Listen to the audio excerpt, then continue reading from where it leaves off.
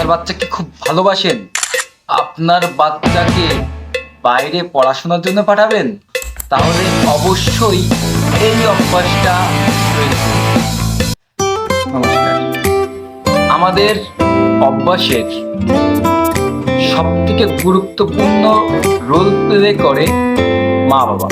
সেই মা বাবার উদ্দেশ্যে আমি কিছু বলব, সেটা হলো আজ থেকেই আপনার বাড়িতে 3 বেলা মুসুরির ডাল খাওয়ার অভ্যাস তৈরি করুন। আপনার বাচ্চা ডাল খেতে পারে না, এটা বাড়িতে খেতে পারে না, কিন্তু বাইরে আসলে তাকে বাধ্য হয়ে খেতে হবে। কিন্তু এখন থেকে যদি তার অভ্যাসটা তৈরি করে দেন, তো সেক্ষেত্রে তার পরবর্তী জীবনে খুবই কার্যকারী হবে। প্রথমত, একটা স্টুডেন্ট যখন একটা ম্যাচে ওঠে, তার সর্বপ্রথম পরিবর্তন হয় খাবারের, অন্য কোনো কিছুতে তার পরিবর্তনটা কম আসে।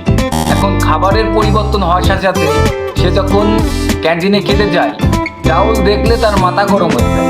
কিন্তু এখন থেকে যদি সেই ডাউল খাওয়ার অভ্যাসটা তার তৈরি করে দিতে পারেন, তাহলে তার কাছে সেটা স্বাভাবিক মনে হবে, তার স্বাস্থ্যের জন্য খুবই উপকার হবে।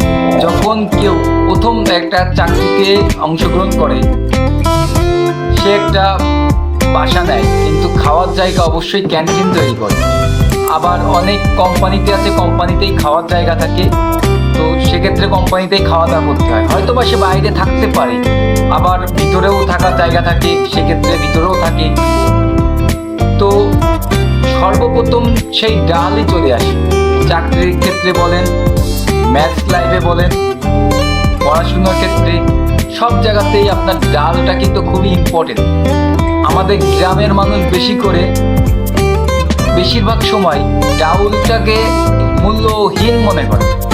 এখন থেকে যদি আপনার বাচ্চাকে ডাউল খাওয়ার একটা অভিজ্ঞতা দিতে পারেন আপনি, তাহলে অবশ্যই সে বাইরে গেলে তার খাওয়া দাওয়ার কোনো সমস্যা হবে না।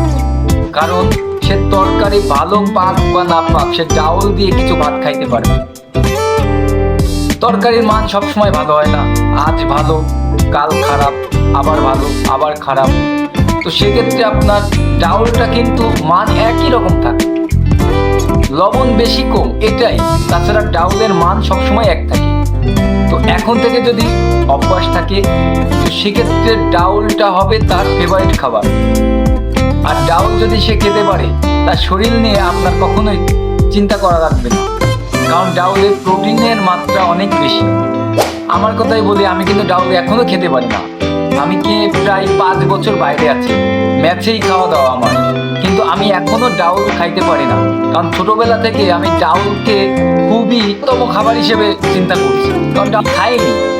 তো এই চিন্তা যেন আপনার বাচ্চার ভিতরে না আসে, সেজন্য অবশ্যই ডাউল আপনার ঘরে থাকবে। 3 বেলা দরকার নাই, 2 বেলা রাখেন, কিন্তু ডাউলটাকে আপনার বাচ্চার ফেভারিট হিসেবে গ্রহণ করার জন্য সাহায্য করে। অবশ্য আমার কথাটা কেমন একটা লাগতে পারে, কিন্তু উপকারে আসবে। আপনি ধনী অথবা গরিব ম্যাটার করে না, ডাউলটা ম্যাটার করে। ডাউলটা আপনার বাচ্চার লাইফে খুবই গুরুত্বপূর্ণ অংশ।